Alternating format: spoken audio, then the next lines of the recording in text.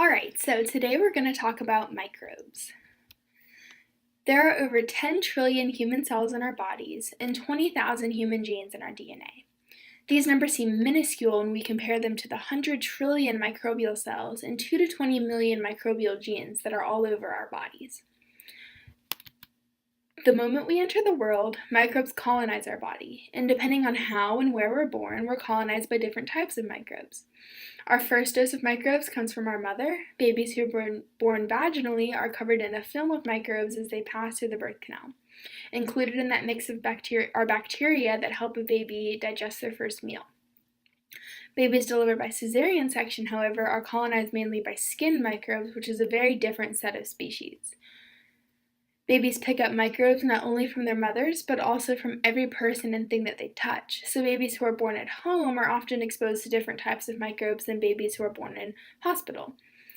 The very first differences, vaginal versus C-section, home versus hospital birth, are still measurable months and possibly even years after birth, and they may have even longer lasting impacts on a baby's health.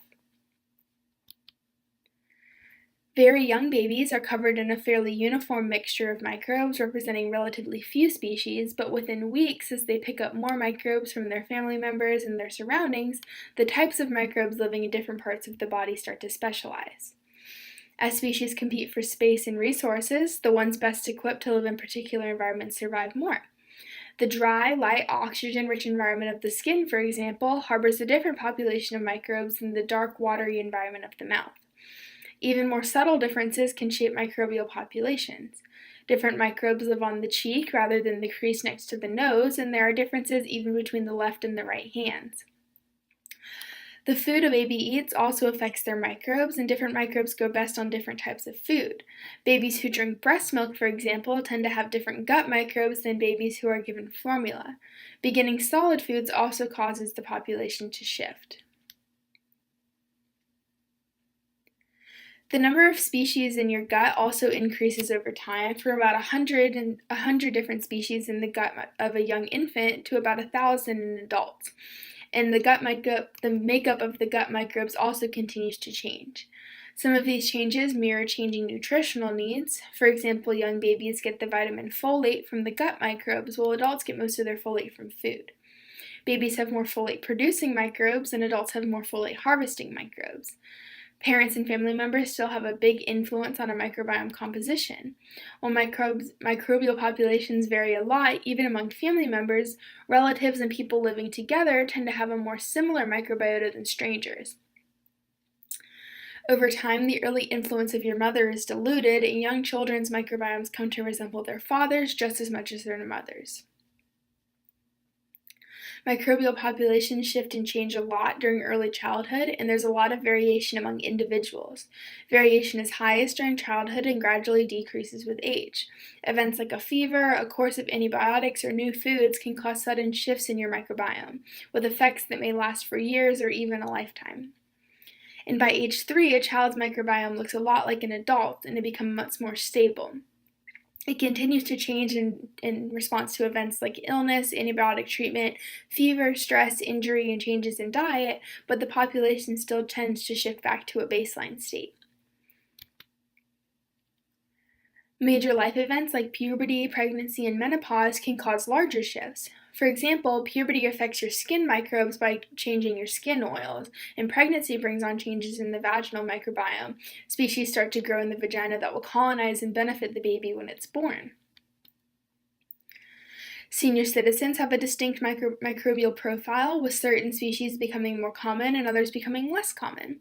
At age 65, the number of microbial species and the microbial populations become more similar among individuals. Because so many things affect our body's ecosystem, there's a huge amount of variability in the microbial population, even among individuals of the same age.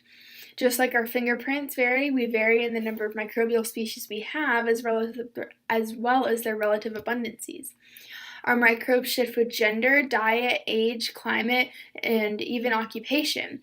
Even differences in our genes influence our microbial populations.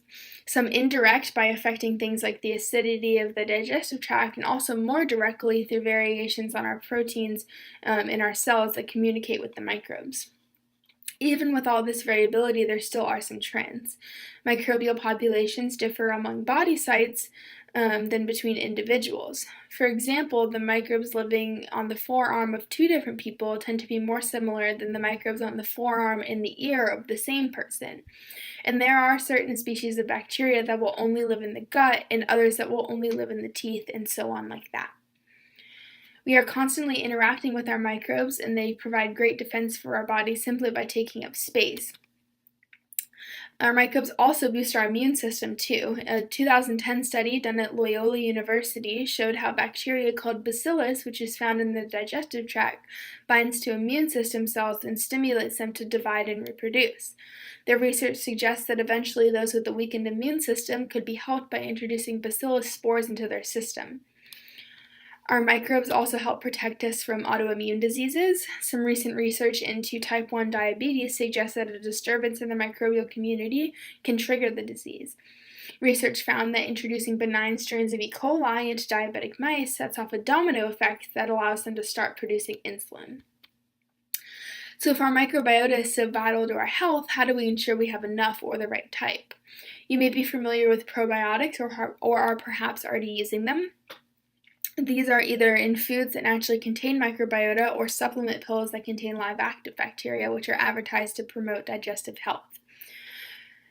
Whether you are believing these health claims or think they're yet another snake oil scam, they make up a multi-billion dollar industry, in fact, that is constantly evolving in tandem with quickly emerging research.